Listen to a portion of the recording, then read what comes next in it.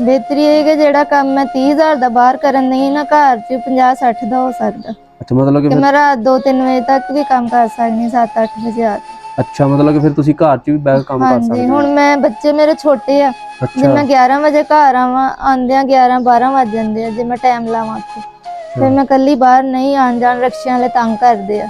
ਹੁਣ ਮਤਲਬ ਕਿ ਤੁਸੀਂ ਬਾਜੀ ਦੇਖ ਲਓ, ਮੇਰੇ ਘਰ ਕੋਈ ਰਾਸ਼ਨ ਨਹੀਂ, ਮੈਂ ਤੇ ਥੋੜਾ 2-3 ਹਜ਼ਾਰ ਦਾ ਖਰਚਾ, ਜਿੱਦਾਂ ਬੱਚਿਆਂ ਦੇ ਕੱਪੜੇ ਲੈਤੇ ਆ, ਕਿਰਾਇਆ ਨਹੀਂ ਦਿੱਤਾ ਗਿਆ ਮਾਲਕਾਂ ਨੂੰ ਕਿ ਮੈਂ ਈਦ ਵਹਾਈ ਬੱਚਿਆਂ ਨੂੰ। ਅੱਛਾ, ਮੈਂ ਇਹਨਾਂ ਦੇ ਮਤਲਬ ਕਿਰਾਇਆ ਪਾਪਾ ਨਹੀਂ ਨੂੰ, ਦਿੱਤਾ ਗਿਆ, ਬੱਚਿਆਂ ਦੇ ਕੱਪੜੇ ਲੈ ਲਏ ਤੇ। ਹਾਂਜੀ, ਉਹਨਾਂ ਕੱਲ ਮੈਨੂੰ ਆਵਾਜ਼ ਦਿੱਤੀ, ਕਹਿੰਦੇ ਤੂੰ ਅੱਜ ਕਿਰਾਇਆ ਨਹੀਂ ਦਿੱਤਾ, ਸੁਬਾਹ ਮਕਾਨ ਖਾਲੀ ਕਰ ਦੇ, ਨਹੀਂ ਤੇ ਕਿਰਾਇਆ ਟਾਈਮ ਨਾਲ ਦੇ ਦਿਆ ਕਰ।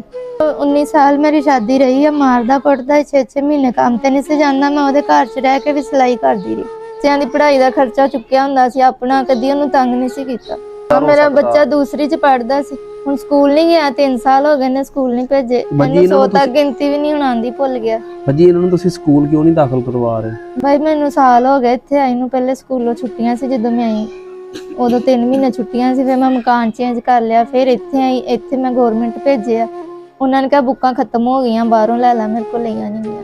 ਜਿਹੜੇ ਲੋਕ ਤੁਹਾਡੀ ਵੀਡੀਓ ਦੇਖ ਰਹੇ ਆ, ਤੁਹਾਡੀ ਮਦਦ ਕਰਨਾ ਚਾਹੁੰਦੇ ਆ, ਉਹਨਾਂ ਨੂੰ ਤੁਸੀਂ ਕੀ ਪੈਗਾਮ ਦਿਓਗੇ? ਮਿਹਰਬਾਨੀ ਹੈ ਬਾਈ, ਬਸ ਇਹ ਮਦਦ ਕਰ ਦੇਣ। ਮੈਨੂੰ ਥੋੜਾ ਜਿਹਾ ਸਮਾਨ, ਮਸ਼ੀਨ, ਸਿਲਾਈ ਮਸ਼ੀਨ ਚਾਹੀਦੀ, ਬਹੁਤ ਜ਼ਰੂਰੀ। ਕੋਈ ਥੋੜਾ ਬਹੁਤਾ ਮੇਰੇ ਕੋਲ 4 ਪਾਈਆਂ ਜਾਂ ਟੇਬਲ ਪੱਖਾ ਨਹੀਂ, ਹੋਰ ਮੈਂ ਆਪਣਾ ਖੁਦ ਲੈ ਲੂੰਗੀ ਸਾਰਾ ਅੱਛਾ, ਕੁਛ। ਟੇਬਲ ਪੱਖਾ ਵੀ ਨਹੀਂ ਹੈ? ਹਾਂਜੀ, ਹੁਣ ਗਰਮੀਆਂ ਆ ਗਈਆਂ ਬਾਹਰ, ਮੇਰੇ ਕੋਲ ਹਲੇ ਇੰਨਾ ਗੁਜ਼ਾਰਾ ਨਹੀਂ ਹੋਣਾ ਕਿ ਮੈਂ ਯਕਦਮ ਸਾਰਾ ਕੁਝ ਲਵਾਂ।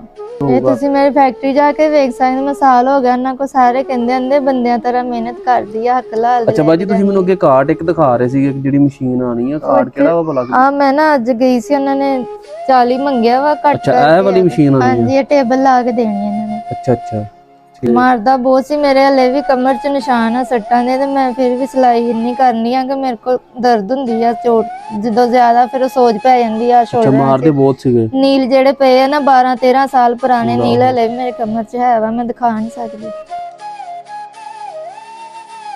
4 ਜੀਆਂ ਸੀ, ਤੇ ਭਾਈ ਮੇਰੇ ਤੁਹਾਡੇ ਤਰ੍ਹਾਂ ਤਨਖਾਹ ਲੈਂਦੇ ਹੋਣਗੇ ਥੋੜੀ ਬਹੁਤੀ, ਮੈਂ ਸਾਰੀ ਜ਼ਿੰਦਗੀ ਕਿੱਦਾਂ ਉਹਨਾਂ ਦੇ ਬੂਹੇ ਤੇ ਬਹਿੰਦੀ, ਮੈਂ ਆਪਣਾ ਆਪ ਜੋ ਕਰ ਸਕਦੀ। ਸਮਝੋ ਕਿ ਮੈਨੂੰ ਇੰਨੀ ਜਲਦੀ ਚਾਹੀਦੀ ਨਾ, ਕਿ ਮੇਰਾ 2 ਮਹੀਨੇ ਕੰਮ ਆ, ਮੈਨੂੰ 20 ਪੀਸ ਉਹਨਾਂ ਦੇ ਦਿੱਤੇ, ਮੈਂ 15 ਦਿਨ 'ਚ ਦੇਣੇ ਆ।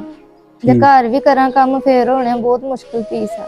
ਠੀਕ ਹੈ ਬਾਜੀ, ਇਨਸ਼ਾਅੱਲਾ ਦੇਖੋ, ਤੁਸੀਂ ਅਗਰ ਮਿਹਨਤ ਕਰਨਾ ਚਾਹ ਰਹੇ ਹੋ ਨਾ, ਤੇ ਅਸੀਂ ਪੂਰੀ ਆਪਣੀ ਕੋਸ਼ਿਸ਼ ਕਰਾਂਗੇ ਕਿ ਤੁਹਾਡੇ ਵਾਸਤੇ ਜਿੰਨੀ ਵੀ ਸਾਨੂੰ ਪਤਾ ਹੋ ਸਕੇ ਅਸੀਂ ਜ਼ਰੂਰ ਕਰਾਂਗੇ ਮੇਰੀ ਭੈਣ। ਤੇ ਬਸ ਤੁਸੀਂ ਦੁਆ ਕਰ ਦੇਣਾ, ਅੱਲਾਹ ਤਾਲਾ ਕੋਈ ਨੇਕ ਸਬਬ ਪੈਦਾ ਕਰੇ ਤੁਹਾਡੇ ਵਾਸਤੇ। ਅੱਲਾ ਸਹੀ ਕਰੇ। ਬਾਜੀ ਸਾਨੂੰ ਇਜਾਜ਼ਤ ਦਿਵੋ, ਤੇ ਇਨਸ਼ਾਅੱਲਾ ਅਸੀਂ ਜਲਦੀ ਆਪਣੀ ਭੈਣ ਨੂੰ ਮਿਲਾਂਗੇ।